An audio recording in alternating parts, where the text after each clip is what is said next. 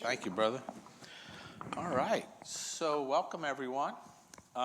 This morning, as you know, we are beginning our discussion of the book Simply Christian, and our aim in doing so is to kind of set a foundation for our understanding of what we take to be at the core, at the heart of the Christian faith. What's important to recognize at the outset is that the author that we are following is someone who has been one of the clearer voices in in a cacophony of voices in the world right now, in speaking plainly about the things that are essential to the Christian faith.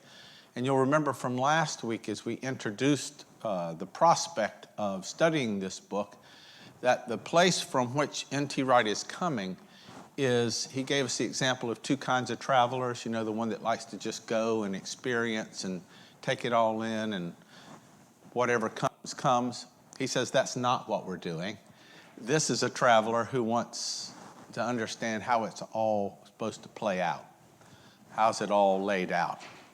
And so this is meant to give something of a fundamental or basic explanation of Christian faith simply.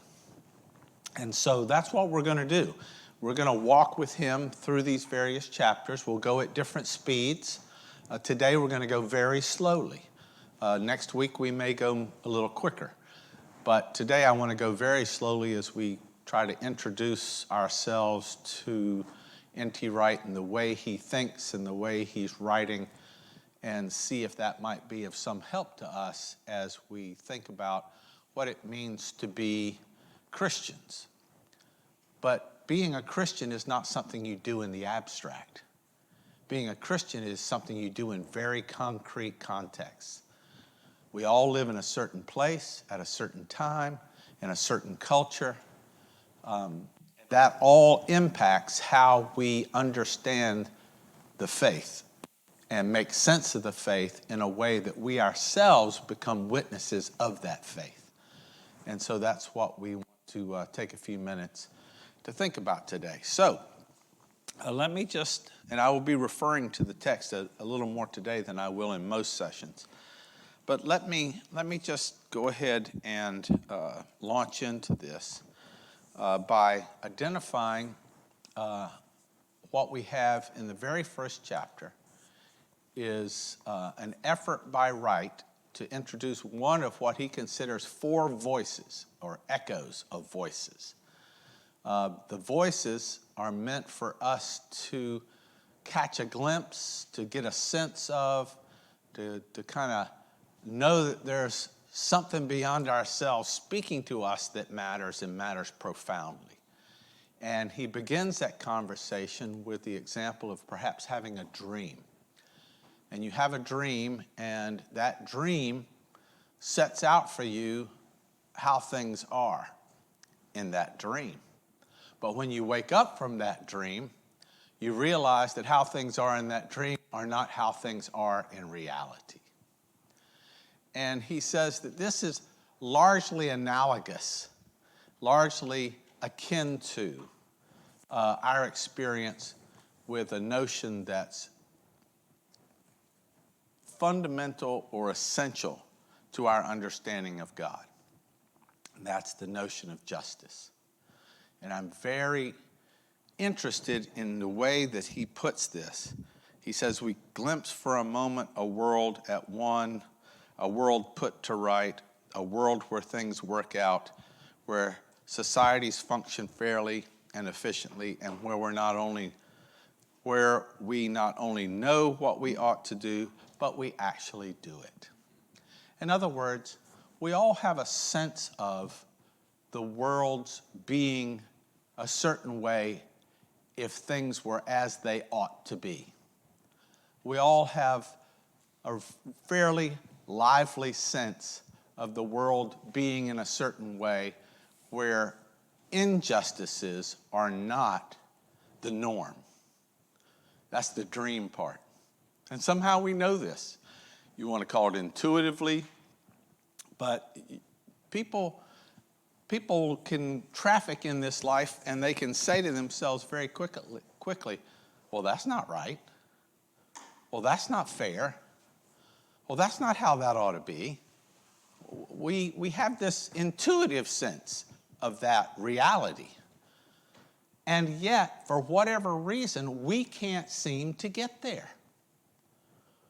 Whatever it is that's going on here, what we know to be one way, or ought to be one way, turns out we can't seem to get there. Now, that's not to say there haven't been occasions where things like that have happened, but we can't seem to land there. And so this is one of his challenges to us, is this idea that we have this experience of knowing that things ought to be one way or ought to be otherwise, and yet for whatever reason, we just struggle.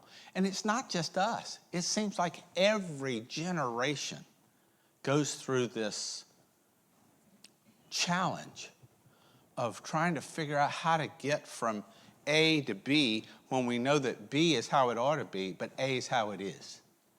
And the path doesn't seem obvious.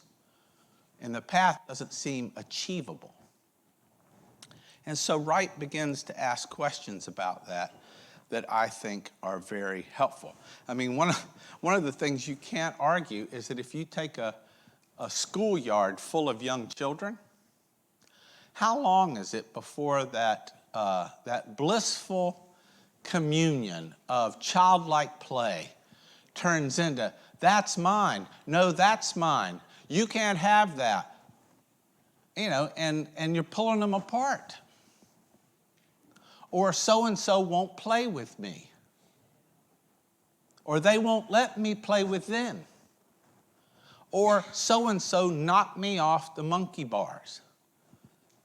Now, I can use the expression monkey bars in here because y'all know what monkey bars are. Though we have eliminated them from our children's experience, you know what a monkey bar is. And people get knocked off of them. It doesn't matter where you go. You're going to find that this reality is true, that things just aren't like they're supposed to be. And yet we know that it shouldn't be that way. So Wright is inviting us to take seriously this experience of knowing that that's not right. And he considers that an echo of a voice from beyond ourselves.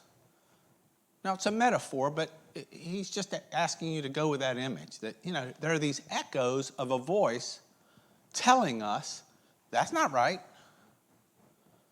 And so what are we to make of that? And here's the other thing.